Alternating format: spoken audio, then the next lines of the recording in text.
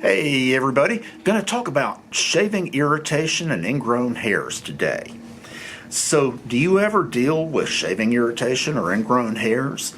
If so, I'm going to tell you a few things that can make a very big difference. This is also a great review for experienced shavers that are like myself, in that I can start slipping into bad habits pretty quickly that will cause problems. And so, kind of a back to the basics helps me sometimes. So, preventing razor burns and ingrowns is 70% technique and 30% equipment or products, because in the US, we're almost trying to say, oh, you've got this problem, then use that product, buy that product. But with shaving, that's not the case. It's the technique that is the heavy hitter in avoiding shaving irritation and ingrown hairs. So let's talk about some best practices. Use the lightest of light touches with your razor. And I remember when I was learning to do this, every day I would try to use a lighter touch than I did before, and I would almost envision the razor floating above my skin, but it still cut the whiskers. And that light touch, never apply pressure.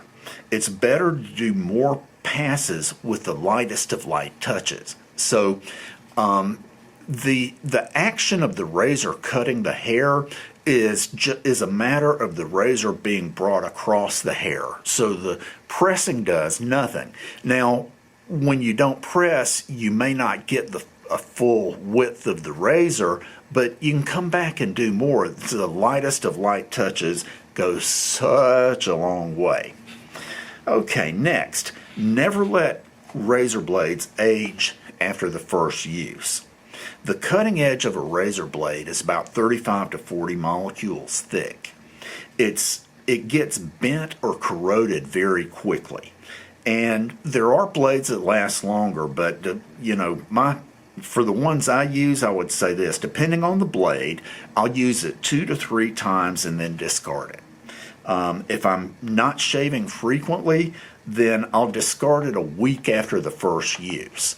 And that works really well for me. This is big or bigger than lightest of light touch. Don't gauge the closeness of your shave by rubbing your hand against the skin. You're chasing the baby butt and begging for trouble when you do that. Rather than that, gauge the closeness of your shave by looking in the mirror at regular distance. And this is what everybody else is going to see. Trust me, I spent plenty of my time chasing the baby butt, but a grown man is not supposed to, have skin that matches a baby's butt. That's